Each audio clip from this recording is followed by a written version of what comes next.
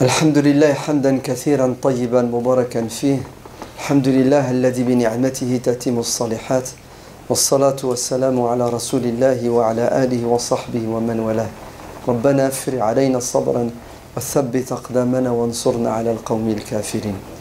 Dieu dit dans le Saint-Coran إن الله لا يغير ما بقوم حتى يغيروا ما بأنفسهم.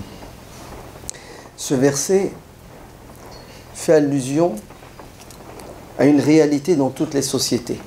C'est-à-dire que tout change, rien ne dure, tout évolue. La question c'est est-ce que ça évolue dans le bon sens ou dans le mauvais sens? Rien n'est figé, rien n'est stable. L'être humain est en mouvement en permanence, perpétuellement. Et ce qui nous est demandé, c'est d'évoluer dans le bon sens. Mais en tout cas, ne pensez pas que parce que vous ne faites rien, vous n'évoluez pas, vous ne changez pas. C'est faux. Si vous ne faites pas, les autres font. Et automatiquement, ils vous devancent et vous, vous reculez. Et sans bouger, vous reculez parce que les autres avancent. Donc, sur Terre, il y a une loi. C'est que tout est en mouvement, tout change. À nous de faire le changement et à nous d'agir et d'évoluer dans le bon sens. Si la situation est au beau fixe, c'est-à-dire tout va bien, sachez que c'est juste une question de temps pour que ça se dégrade. Et pourquoi ça doit se dégrader? Parce que l'être humain, au fond de lui-même, il y a des pulsions positives, négatives. Malheureusement, si on ne fait pas des efforts en permanence, le mal l'emporte sur le bien. Les pulsions négatives l'emportent sur les positives. C'est pour cela qu'Allah nous dit, quelle que soit la situation dans laquelle vous êtes, c'est-à-dire positive ou négative, si vous changez en votre fort intérieur, ça changera à l'extérieur. Si vous êtes bien, vous changez, l'extérieur sera à l'image de votre changement. Et vice-versa. En bon français, vous savez ce que veut dire ce verset du Coran? Ce verset du Coran dit que nous sommes responsables de ce qui se passe.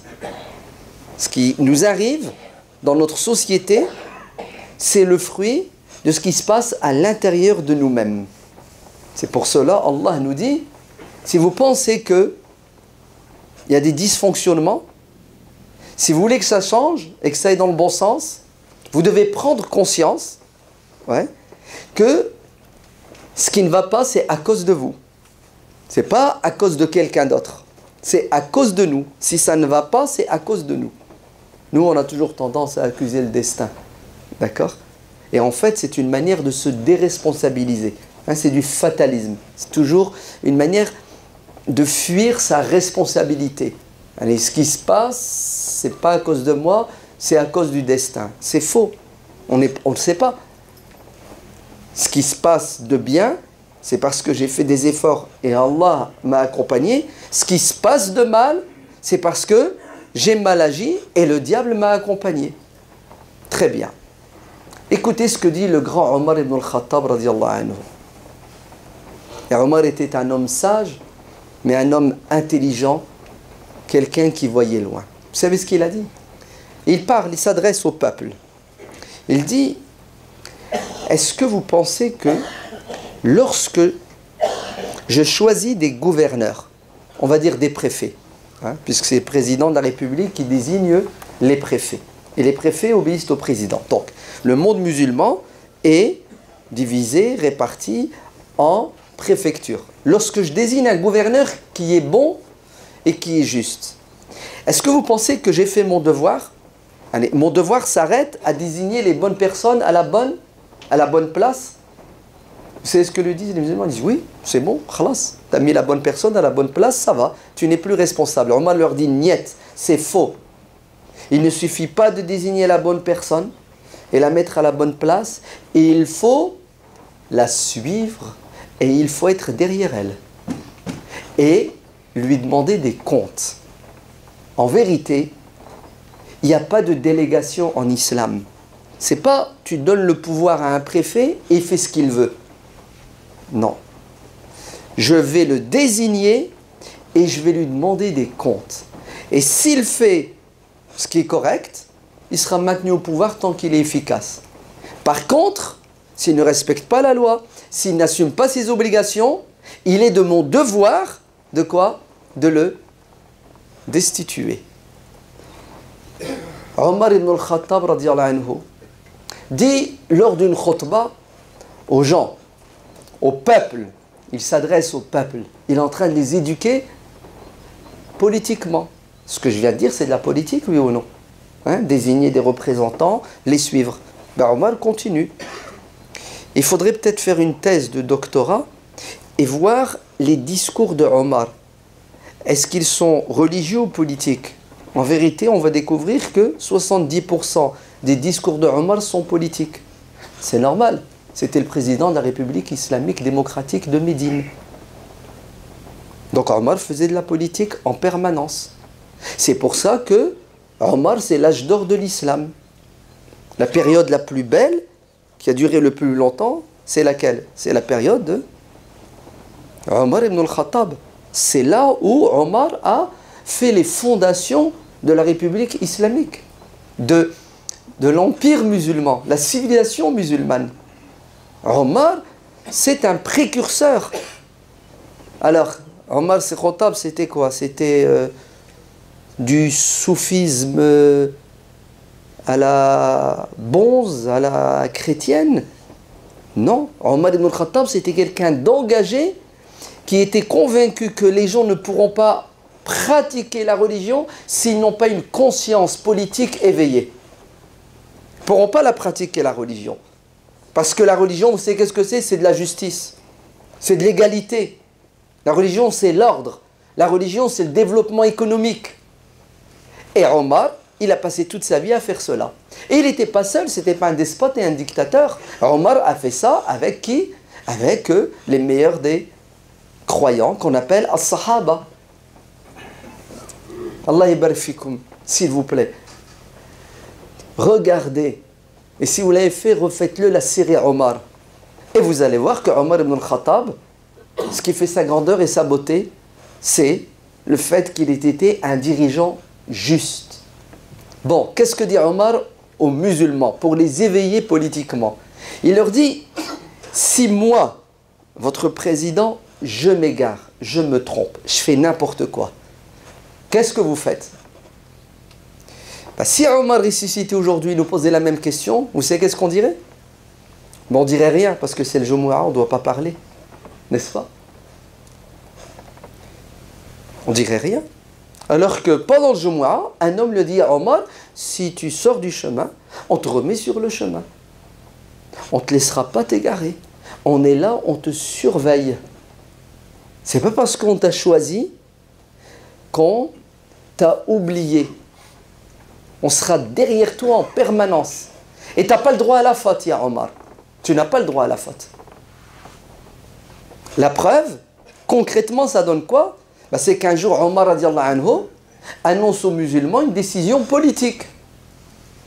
Et il leur dit, vous allez appliquer, mettre en pratique.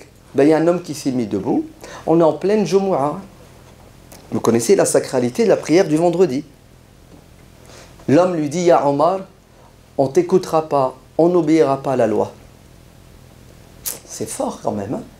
Omar donne un ordre et il y a quoi? Il y a un gilet jaune, un gilet vert dans la mosquée qui se met debout et qui lui dit, non, on n'est pas d'accord avec toi, on ne t'écoutera pas.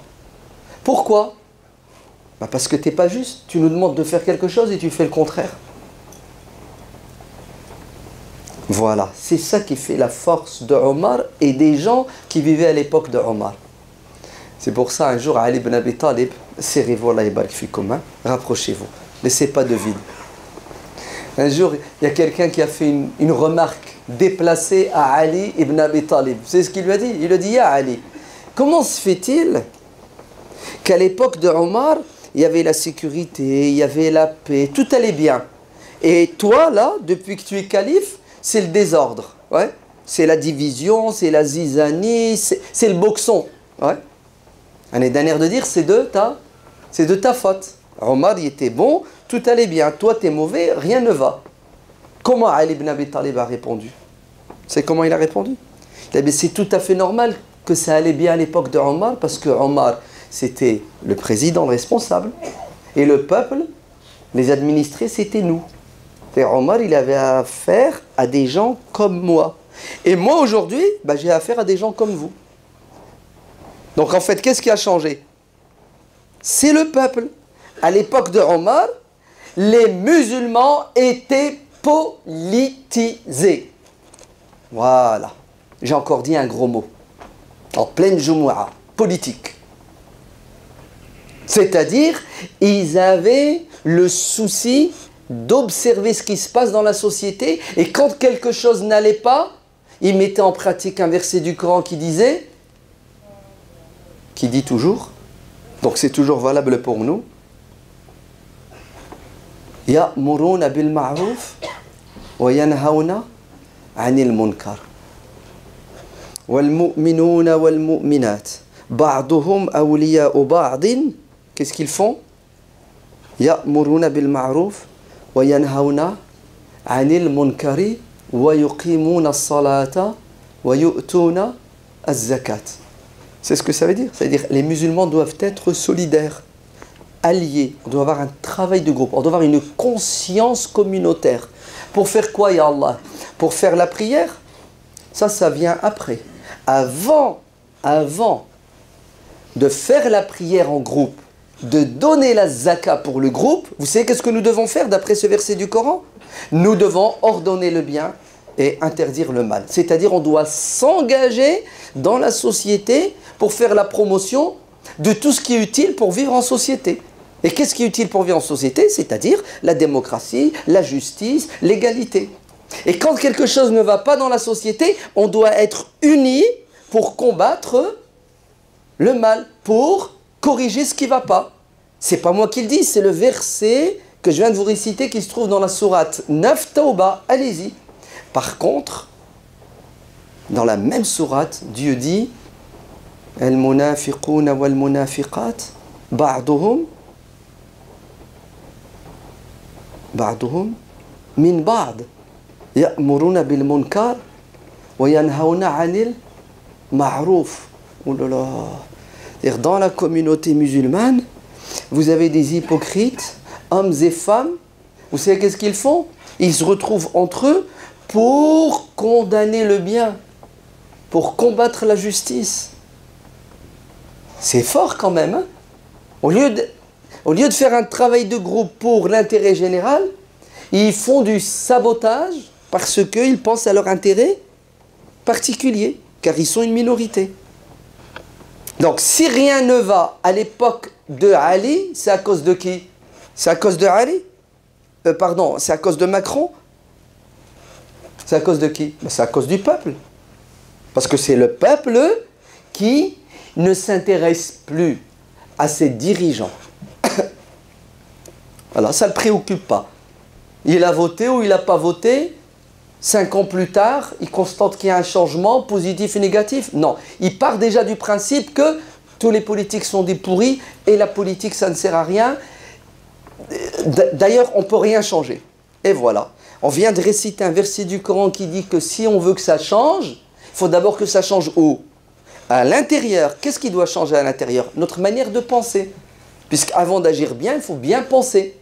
Vous savez qu'est-ce que ça veut dire bien penser? Regardez. Omar ibn al-Khattab radiallahu anhu donne un ordre et un sahabi, Hudayfa, si ma mémoire est bonne, lui dit « Niet ». On n'obéira pas. Désobéissance. Pourquoi, dit Omar? Vous avez vu, il ne l'a pas arrêté, il ne l'a pas mis en prison, il ne lui a pas dit tais-toi, c'est le Jumu'ah. Hein. C'est ce qu'il lui a dit. Il lui a dit pourquoi? Il lui a dit parce que tu es injuste. Dans le partage, tu es injuste. Omar avait reçu une partie de la zakat. Dans cette zakat, il y avait des vêtements qu'il a distribués. Et il s'est avéré qu'Omar avait 2 manteaux. Il a dit, tout le monde a eu un manteau, toi t'en as 2. On ne peut plus t'écouter, on ne peut plus te suivre, on ne peut plus t'obéir. Subhanallah, pour un manteau, combien coûte le manteau que portait Omar? 10 euros, 100 euros, 1000 euros. Allez, pour 1000 euros, c'est la rébellion, c'est la manif. Bon, il ne casse pas. Mais en tout cas, ils ne se taisent pas. Ya Omar, tu t'égares parce que tu es injuste. Une société où il n'y a pas de justice, c'est une société qui est vouée à sa perte. Tout est dans la justice. Vous savez ce que dit Omar? Il s'explique. Ouais. Il prend la parole aux 20 heures. Le président de la République islamique va s'adresser à tout le monde.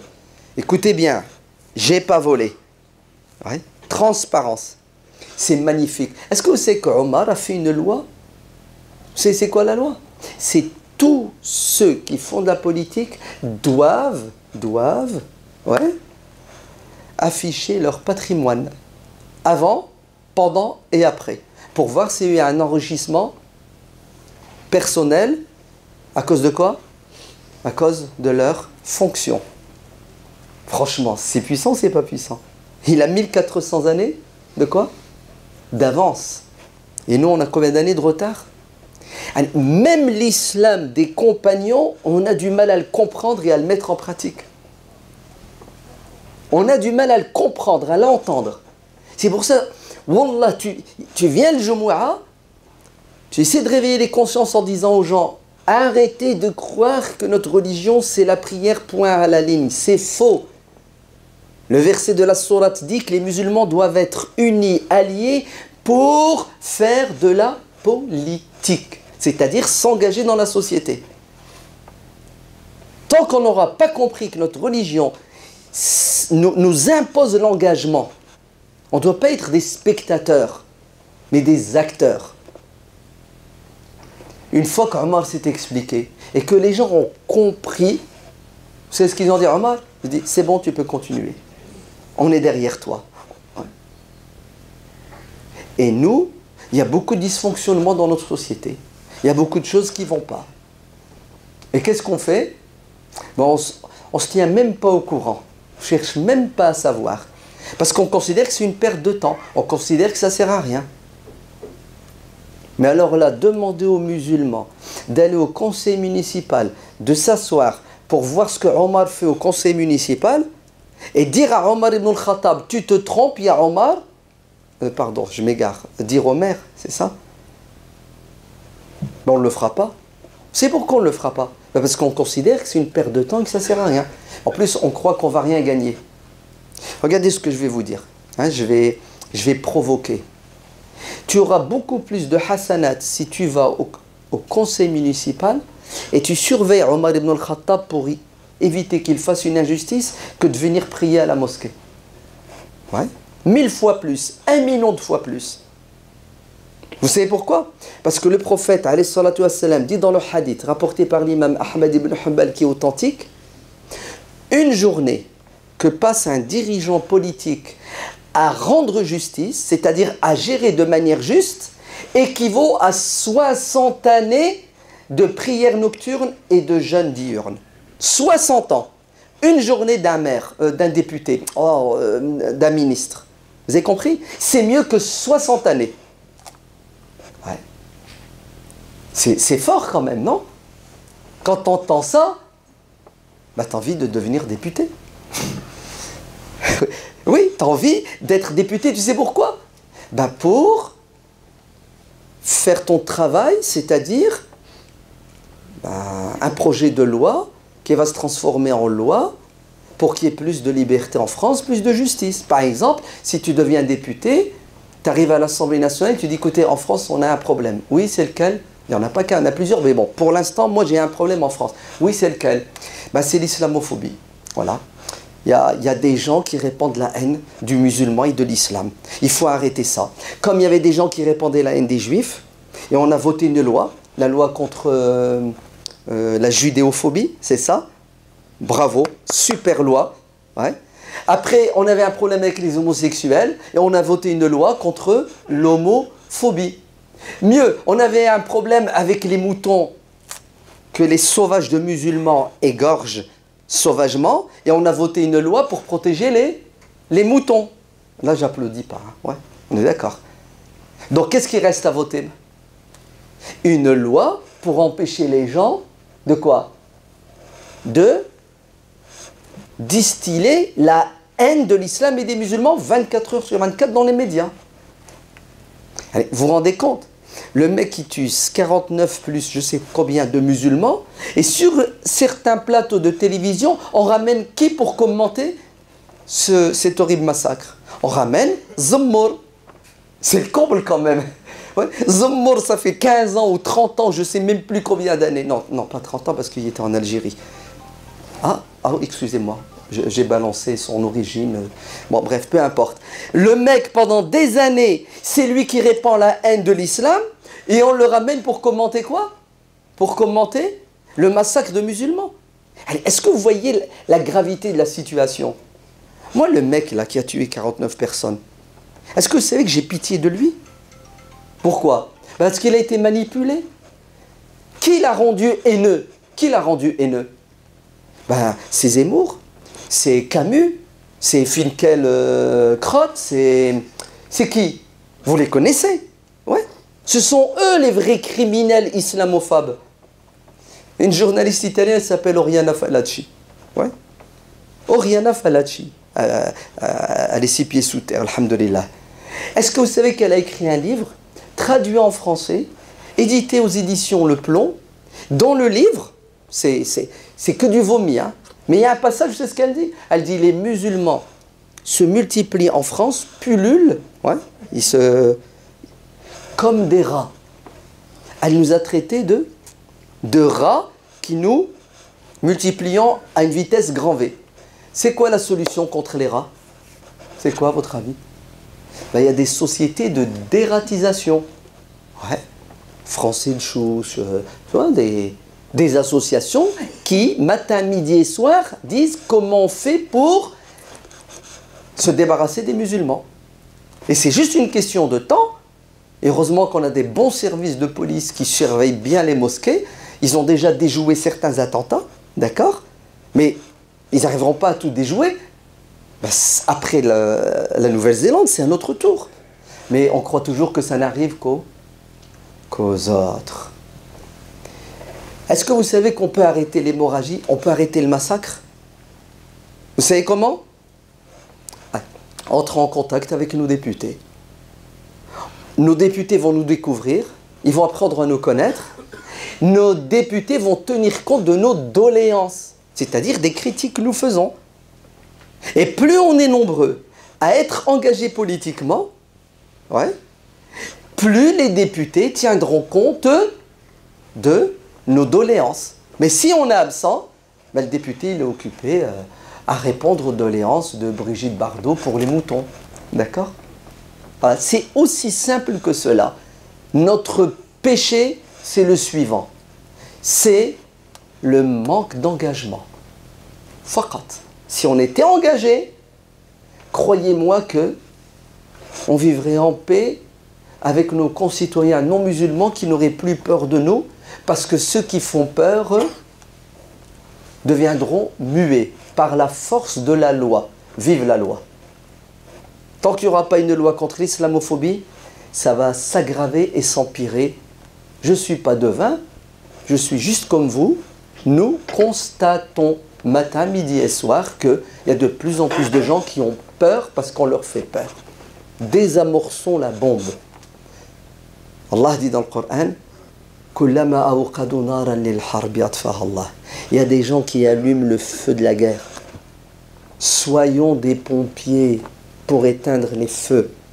Il faut les éteindre à travers le relationnel, à travers l'échange, à travers le comportement, mais il faut les éteindre aussi politiquement, en votant une loi qui va condamner les racistes islamophobes. Qu'Allah nous aide à être de bons musulmans, qu'il nous donne la force pour rester musulmans et mourir musulmans. Qu'Allah nous aide à être sincères dans nos actes et nos paroles. Qu'il fasse de nous des musulmans engagés pour la bonne cause. Qu'Allah nous aide à éduquer nos enfants. Qu'il les préserve et protège des dangers de notre société. Qu'Allah fasse miséricorde à nos parents. Qu'il donne la force à nos frères et sœurs qui combattent toute forme d'injustice partout sur terre. Qu'il soit à côté de nos frères et sœurs qui sont malades et qu'il allège leurs souffrances. Amin. Bismillah, alhamdulillah, salatu wassalamu ala rasulillah, wa ala alihi wa sahbihi wa man wala. Est-ce que vous savez qu'il y a des lois qui ont été votées au Parlement européen pour réglementer et diminuer le champ d'action des chasseurs? Hein, en France, la chasse, c'est quelque chose qui fait partie de la tradition. Donc on a des milliers, des dizaines, des centaines de milliers de gens qui paient une naissance tous les mois, qui chassent. Et la plupart chassent pour le plaisir. Vous entendez, c'est un sport. Certains chassent parce qu'ils veulent manger du sanglier, du chevreuil, etc. Vous avez des associations de bien-être et de défense des animaux qui défendent ces pauvres bêtes qui se font tuer gratuitement ou je ne sais pour quelle mauvaise raison. Comme ils se sont battus pour arrêter les barbares terroristes musulmans qui égorgent les moutons et les vaches, et ils ont gagné, ben ils se sont battus contre les chasseurs. Donc vous voyez bien que Brigitte n'est pas islamophobe. Si, astaghfirullah, je ne sais pas. Bon, peut-être qu'elle est, mais peu importe. En tout cas, regardez, ce qu'elle a fait contre les musulmans qui tuent sauvagement des animaux, elle a fait le même boulot contre les chasseurs qui ne sont pas musulmans, qui tuent du sanglier. Est-ce que vous savez que les lois ont été votées? Parce que c'est un lobby qui travaille depuis 40 ans. Mais nos députés en France font barrage et font tout pour que ces lois ne puissent être appliquées en France. Vous savez pourquoi? Parce que les chasseurs, pêcheurs représentent 12% de l'électorat. Allahu Akbar. 12%. Parce qu'ils votent tous. Et ils font pression sur leurs députés. Et les députés sont obligés d'être un bouclier pour qu'ils puissent continuer à chasser. Voilà, bravo les chasseurs, bravo Brigitte, bravo les homosexuels, bravo les juifs, bravo tous ceux qui se battent pour leurs droits. Et qu'est-ce que je dois dire pour les musulmans? Bravo. Bravo pour leur attentisme, pour leur posture de spectateur. Non. Moi j'ai confiance. Les musulmans sont intelligents. Le seul problème c'est qu'ils ne savent pas quoi faire. Ben écoutez, on va dire ce qu'il faut faire. Voilà, c'est bon, les listes sont sorties. On connaît ceux qui se présentent aux élections européennes qui vont avoir lieu le 26 mai. Allez, bismillah, entrez en contact avec tous ceux qui se présentent. Entrez en contact avec eux. Asseyez-vous, parlez, discutez avec eux. Et ça changera dans 30 ans. Ça va changer dans 30 ans. C'est-à-dire les députés aujourd'hui qui ont voté la loi qui nous interdit le sacrifice rituel, dans 30 ans, cette loi, elle va être annulée, abrogée. Pourquoi? Parce que pendant 30 ans, on va faire le travail de Brigitte. Fatima va faire ce que Brigitte a fait. Les musulmans vont faire exactement ce que Brigitte et les siens ont fait. C'est-à-dire expliquer à ceux qui nous représentent qu'ils doivent défendre nos intérêts. C'est ce que tout le monde fait. Il n'y a que nous qui ne le faisons pas. Vous savez pourquoi on ne le fait pas? Parce qu'on pense qu'on n'est pas responsable. Nous pensons que ça ne sert à rien. Les politiques sont tous des pourris. Vous avez compris? Ouais. Ça ne changera pas. Ce n'est pas parce que moi je ne l'ai pas fait que ça... Bref, en tout cas, rien ne changera tant qu'on n'aura pas décidé au fond de nous-mêmes de changer notre manière de penser, de vivre dans la société. On ne vit pas dans la société en étant la main basse. On n'est pas sur terre pour gratter. Nous sommes sur terre pour construire. Faire le maximum de bonnes choses pour que le monde soit meilleur ou moins pire. ربنا آتنا في الدنيا حسنة وفي الآخرة حسنة وقنا عذاب النار سبحان ربك رب العزة عما يصفون والسلام على المرسلين والحمد لله رب العالمين